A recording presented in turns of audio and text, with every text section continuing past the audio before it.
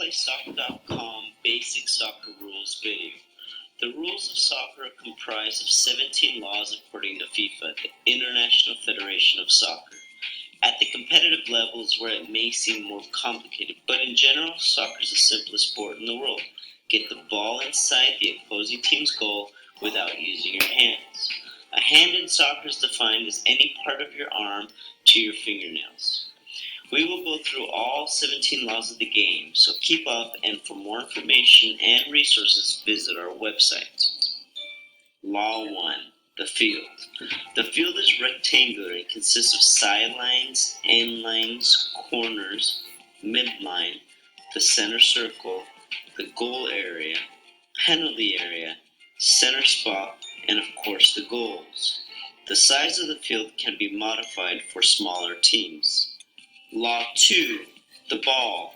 The ball comes in three general sizes, size 3, 4, and 5. 5 is the official size, while 4 and 3 are smaller sizes to accommodate younger players. There is no official rule of size ball for kids. Leagues make the decision as to what size to play with. Law 3. Players. Official rules are 11v11. 10 field players and 1 goalie. Again, modify the field to fit the number of players you have per team. There are no official rules for size of teams for youth.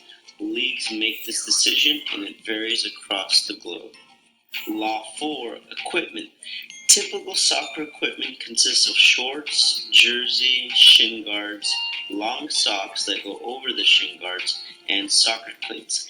Baseball and football cleats are very different. Laws 5 and 6. Referees and linesmen. In an official game, the referee makes the calls and controls time of the game. Linesmen or lineswomen decide who last kicked the ball out of the sidelines or end lines and calls offsides. Law 7. Time of game. Official 11v11 soccer is 2 halves of 45 minutes with a 15-minute halftime. Kids' time duration varies according to the league. Typically, it consists of 2 halves of equal time with 1 halftime break.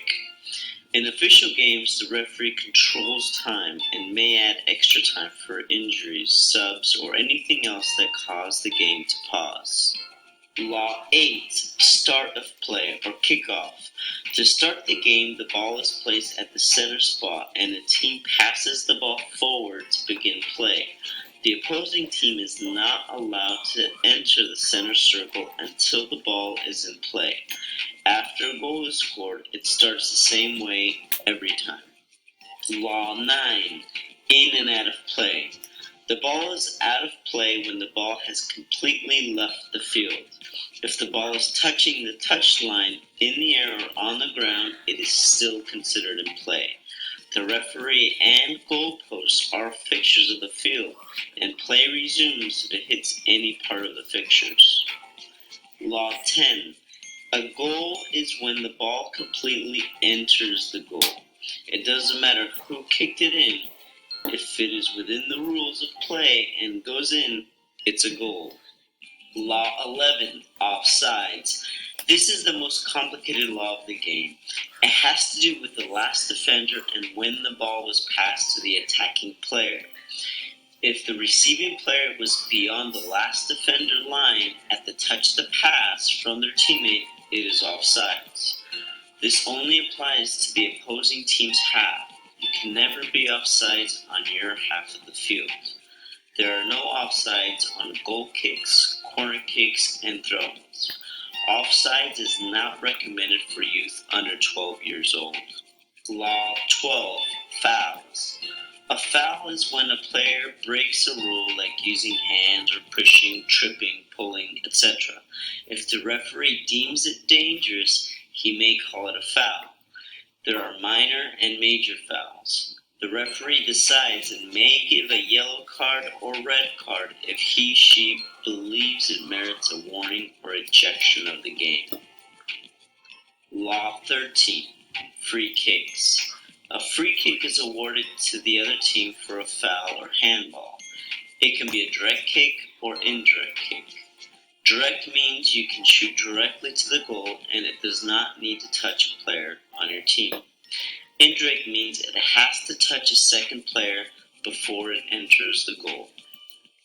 Law 14. Penalty kicks.